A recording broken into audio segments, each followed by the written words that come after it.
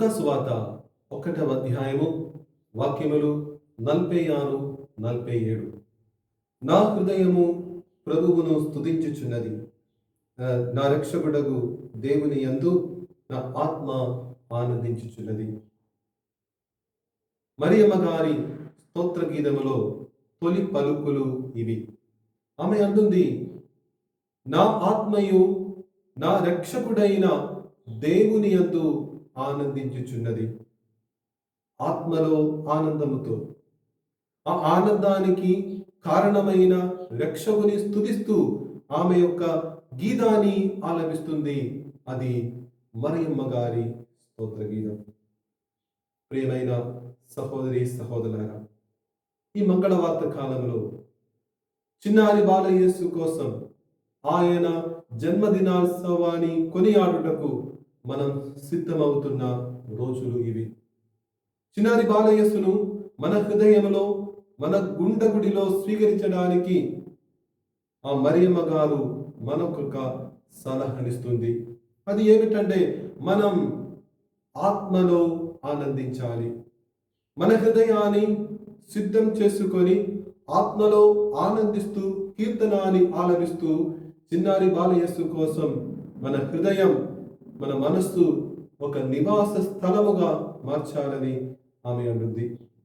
ఒక చిన్న ఉదాహరణను మనము తీసుకుందాం. లూకాసు వార్త 9వ అధ్యాయము 51వ వాక్యము. మోక్షారోహణ దినములు సమీపించినప్పుడు యేసు యెరూషలేమునకు వెళ్ళుటకు అభిముఖుడై తనకు ముందుగా దూతలను పంపెను. ఇక్కడ యేసు ప్రభువు ఒక ప్రయాణాన్ని మొదలు పెడుతున్నారు.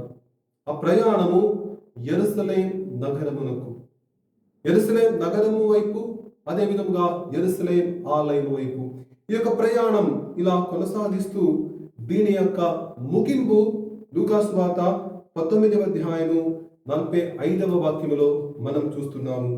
అప్పుడు యేసు దేవాలయమున ప్రవేశించి అచ్చట విక్రయదారులను వెళ్ళగొట్టుచు, నా ఆలయము ప్రార్థనాలయము అనబడును అని వ్రాయబడుచున్నది, కానీ మీరు దానిని దొంగల గుహగా చేసిదిరి అని పలికెను. లూకాసు వార్త 9వ అధ్యాయములో మొదలైనటువంటి ప్రయాణము లూకాసు వార్త 19వ అధ్యాయములో ముగించడం మనం చూశాము. దేవాలయంలోకి అడుగుపెట్టిన వెంటనే యేసు ప్రభువు ఆ దేవాలయాన్ని శుద్ధీకరిస్తున్నారు. ఎందుకంటే శుద్ధి లేని, పరిశుద్ధత లేని, పవిత్రత లేని ఒక ఆలయంలో, ఒక ప్రాంతంలో ఆ ప్రభువు ఉండలేరు. ప్రియమైన దేవుని బిడ్డలారా, ఈ మంగళవార్త కాలంలో క్రీస్తు ప్రభువు మన జీవితంలోకి ప్రయాణిస్తూ వస్తున్నారు.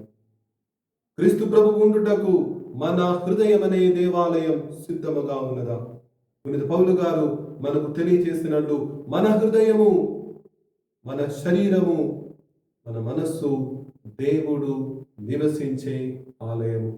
అందుకే పునీత పౌలు గారు తెస్సలోనికే ప్రజలకు రాసిన లేఖలో చివరి ఆశీర్వాదముగా ఈ విధముగా పలుకుతున్నారు.